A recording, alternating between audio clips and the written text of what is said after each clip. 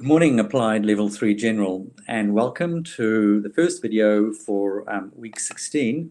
And I want to present to you what you will be doing in class this week and give you some background information about that.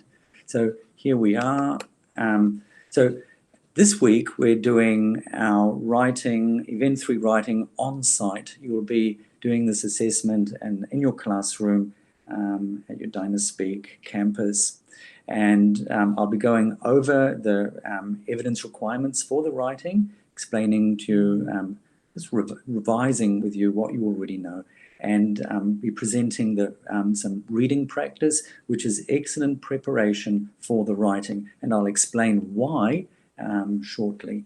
So let's have a look at the evidence requirements. So your writing is a minimum of 300 words. Now, you will be doing this by hand, so you'll have to count your words as you go. And if you change things, you have to count again and readjust your word count. But please, you must give the word count at the end.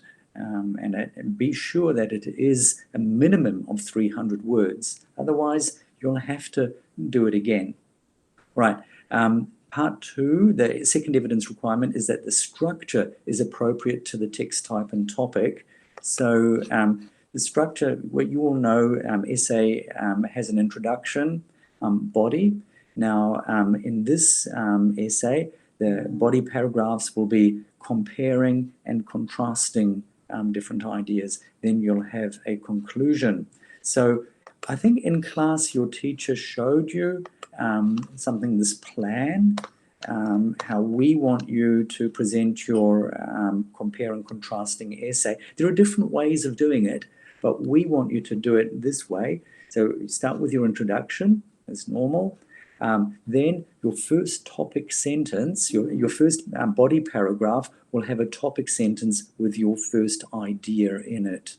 All right. Then you develop this idea, you explain and give an example. All right. Your second idea will be in another paragraph. Start a new paragraph. Present your idea in your topic sentence. Explain. Give an example. So these are similarities. What is similar between the two things? All right. The third body paragraph will be the first difference. Okay, so begin your paragraph with a topic sentence containing the first difference, the idea that shows the difference. Explain and give an example. Then you can make a fourth body paragraph with another difference. What is this idea? Explain it and give an example. All right, and then end with your conclusion, giving a brief summary and your opinion. All right, so that is your the structure. Finally, we want to look on our next one. Content is relevant and ideas are logically developed and linked with appropriate cohesive devices. So the cohesive device is very, very important. You need to be able to show us that you can use them correctly when comparing and contrasting. So when you're comparing and contrasting, for example, if you're showing similarity, if you're comparing, you can use these sorts of words: similarly, likewise, in the same way, also. When you're contrasting, you can use words like on the other hand, however, although, but, in contrast, conversely, etc. Now, your teacher will have shown you how to use these. You will have practiced these in class, and you need to show us that you can use them correctly. Finally, the last one I want to talk to you about today is the reading practice. Now, I recommend you do it. It's excellent preparation for your writing. Why? Look at the topic. Topic: difference between city life and village life. So this reading practice will use comparing and contrasting language. All right, so very, very good revision, a good, excellent preparation for the writing. So You will revise how to develop supporting ideas. It will help you that way. It gives excellent examples of using language features aiding comprehension and excellent vocabulary practice. Let's have a look at some of these tasks. So let me go back to the beginning. It's a reading task, but it uses a lot of vocabulary that you need to use. This task, main ideas and supporting details are identified. Now, this is a reading task, but you need to be able to do this yourselves when you develop an idea. For example, you have a main idea, but you must develop it appropriately. So look how the writer does this, and you need to be able to do something similar. All right, that's very, very good practice. Now, the reading can support your writing. Key information leading to deeper understanding is identified. That's just to see that you really understand what's in the reading text. This one, language features aiding comprehension are identified. Very, very useful exercise. So do you remember this one? You have a pronoun or a relative pronoun, and you must be able to say what it refers to. All right, so we want to be able to see that you can use these techniques in your writing too. All right, so yeah, here we have it.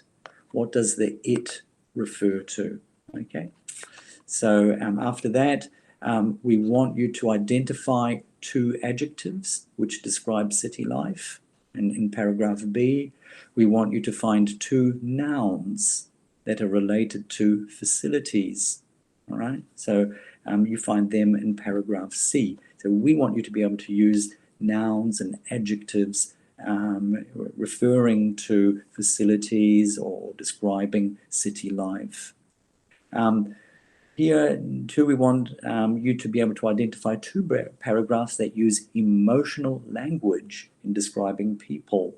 So can you use emotional language in your essay too? So next task is, with cohesive devices, words like however, it is considered that. We want you to identify which of these phrases or words can be used to express cause, effect, contrast, summarizing, and compare. And maybe you can use similar language in your essay. We hope you can. We hope you do. All right. And this reading task gives you that sort of practice to do that. Right. And then it's up to you to show us that you can use it. All right. And then there's vocabulary task at the end, using language from the text. All right. So I think that's all I have to say to you today. I wish you all the best. Keep working. Do the work for your teacher, the homework. Teacher will give you feedback. Do this reading practice. It's highly recommended. Very, very good task. Well, that's all from me for today. I wish you all the best. Wish you good luck in your work and in your assessment, and work hard. Bye for now. Where am I?